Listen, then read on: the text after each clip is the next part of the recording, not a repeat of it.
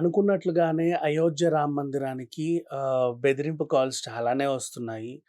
ఆహ్, జైషే మహమ్మద్ పాకిస్తాన్‌కి చెందినటువంటి ఒక ఉగ్రవాద సంస్థ. బాబ్రీ మసీద్‌ని కూల్చేసి ఇది కట్టారు కదా! మీ సంగతేంటో చెబుతా, మీ అంతు చూస్తా, ఇంతమందొస్తున్నారు కదా! ఏ మూలకు ఏది పేలుద్దో మాకు తెలీదు. ఏ మూలకి ఏం పెడతామో మాకు తెలీదు. విధ్వంసం సృష్టిస్తాము అన్నట్లుగా ఆహ్, బెదిరింపు కాల్స్ వస్తున్నాయి. అలాగే సీఎం యోగి ఆదిత్యనాథ్‌ని కూడా మేము చంపేస్తాం. ఆయన్ని బ్రతకనివ్వం అన్నట్లుగా గూడా చాలా వార్తలొచ్చాయి. అండ్ హ్మ్.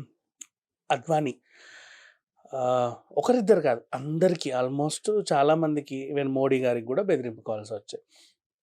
ఇవన్నిటిని పట్టించుకోకుండా చాలా హ్యాపీగా రేపు మాత్రం ప్రాణప్రతిష్ఠ అయితే జరగబోతుంది.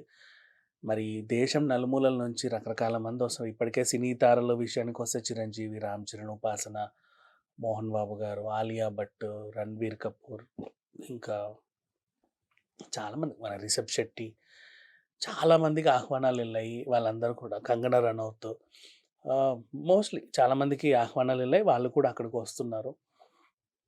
ఆహ్వానాలు అందని వాళ్ళు నాకు రాలేదని ఫీల్ అవుతున్నారు. మరి అది ఎందుకు అలా చేశారో మనకు తెలీదు. బట్ ఏదేమైనప్పటికీ ఆహ్, భారీ ఎత్తున అయితే జనాలొస్తున్నారు. అండ్ దేశం నలుమూలల నుంచి ఈవెన్ బయట బ ప్రపంచ నలుమూలల నుంచి కూడా ఎక్కడెక్కడి నుంచో ఈవెన్ ఇంకోటి మీకు తెలుసో లేదో మారిషస్ అనేది ఒక డిఫరెంట్ కంట్రీ కానీ అక్కడ 90% మంది హిందువులే ఉంటారు. ఆహ్, వాళ్ళు కూడా రాముడిని ఇవన్నీ నమ్ముతారనమాట. వాళ్ళ తీరు వేరు. అక్కడి నుంచే చాలామంది కొన్ని వేల మంది తరలొస్తున్నారంట. ఫ్లైట్స్ చాలా ఫుల్ అయ్యాయని వార్తలు. ఎన్ని ఫ్లైట్స్ పెడితే అన్ని ఫ్లైట్‌లు ఫుల్ అవుతాయి. ఏది నిన్న మన 'హనుమాన్' సినిమాలాగా. ప్రీమియర్స్ ఎన్ని థియేటర్స్ రిలీజ్ చేస్తే అన్ని థియేటర్‌లు హౌస్‌ఫుల్ అయినట్టు అక్కడి నుంచి కూడా ఇదో పరిస్థితి. సో, ఇట్లా రకరకాల జనాలైతే వస్తున్నారు. అండ్ ఇప్పుడు ఈ ఉగ్రవాదులు బెదిరింపులు చర్యలు చేపట్టేసరికి చాలామంది ఆలోచిస్తున్నారనమాట. ఫ్లైట్‌లు పేల్చేస్తారా? ఇంకేమన్నా చేస్తారా? లేతే ఎయిర్‌పోర్ట్‌లో ఏమన్నా బాంబులు పెడతారా? లేకపోతే పైనుంచి ఇంకేమైనా గుమ్మరిస్తారా? ఉగ్రవాద చర్యలంటే భయంకరంగా ఉంటాయి. వీళ్ళేం జేస్తారో ఏంటో? మళ్ళీ జనాలు పైనుంచి ఏ చిన్న ప్రమాదం జరిగినా కనీసం ప్రాణ నష్టం మాత్రం చాలా విపరీత స్థాయిలో ఉంటది. మళ్ళీ తొక్కిసలాట జరగకూడదు.